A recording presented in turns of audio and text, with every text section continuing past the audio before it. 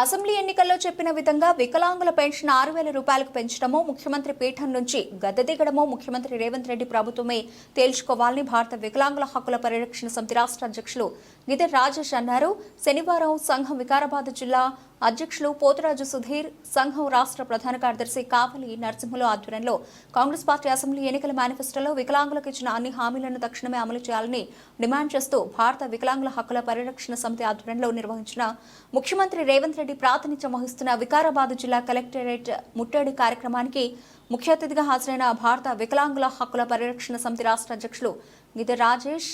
Collectorate ముట్టడి కార్యక్రమాన్ని ఉద్దేశించి మాట్లాడుతూ ముఖ్యమంత్రి రేవంత్ రెడ్డి సర్కారుపై ఆగ్రహం వ్యక్తం చేశారు. ఈ కార్యక్రమంలో సంఘం జిల్లా నాయకులు బోయిన చెన్నయ్య తదితరులు పాల్గొన్నారు.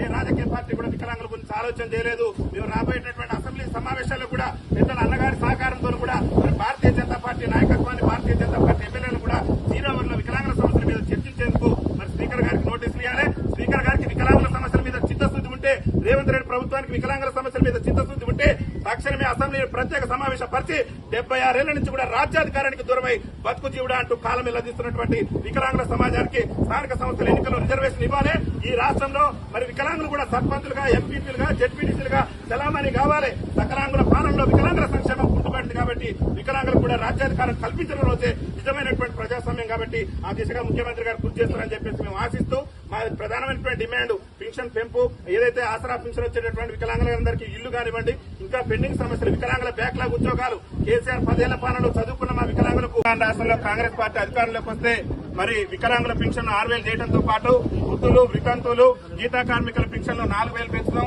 అది కూడా 100 రోజుల్లోనే మా పరిపాలన చూపిస్తామని చెప్పేసి మరి ఆనాడు అసెంబ్లీ ఎన్నికల సాక్షిగా ఎవరైతే పిసిసి అధ్యక్షులుగా ఇవాళ వికారాబాద్ జిల్లా నుంచి ప్రాతినిధ్యం వహిస్తున్నటువంటి కొడంగల్ నియోజకవర్గం నుంచి ప్రాతినిధ్యం వహిస్తున్నటువంటి గౌరవ ముఖ్యమంత్రి రేవంత్ రెడ్డి గారు ఆ రోజు ఎన్నికల మేనిఫెస్టోలో మేము అధికారంలోకి వచ్చిన 100 రోజుల్లోనే మేము ఇచ్చిన హామీలను అమలు చేస్తాం, అట్టడుకున్న వికలాంగుల సమాజానికి అండగా ఉండాలి, మరి కేసీఆర్ పాలనలో వికలాంగుల సమాజం అనగారిపోయింది, మేము 6,000 రూపాయలు చేస్తామని చెప్పేసి మాయమాటలు చెప్తే మేము మాయమాటలు నమ్మి వికలాంగుల సమాజం మొత్తం కూడా గంప గుర్తుగా కాంగ్రెస్ పార్టీకి మద్దతు ఇచ్చి గెలిపిస్తే ఇవాళ వికలాంగుల ఓట్లతో గద్దెనెక్కినటువంటి రేవంత్ రెడ్డి ప్రభుత్వం దాదాపు 7 నెలలు పూర్తిగా వస్తుంది. 100 రోజుల్లో పూర్తి చేస్తానన్న ముఖ్యమంత్రి నేటి వరకు కూడా మరి వికలాంగుల సమాజానికి ఇచ్చినటువంటి హామీని నిలబెట్టుకోవడంలో వైఫల్యం చెందారు కాబట్టి రేవంత్ రెడ్డి గారికి భారత వికలాంగుల హక్కుల పరిరక్షణ సమితి రాష్ట్ర కమిటీ పక్షాన్ని మేము ఒకటే విజ్ఞప్తి చేస్తున్నాం. తక్షణమే మీరు ఎన్నికల మేనిఫెస్టోలో చెప్పిన మాదిరిగా వికలాంగుల పెన్షన్ ను 4,000 పదాల నుంచి 6,000 పదాలకు పెంచాలని చెప్పేసి కూడా భారత వికలాంగుల హక్కుల పరిరక్షణ సమితి రాష్ట్ర కమిటీ పక్షాన మేము ఈ రోజు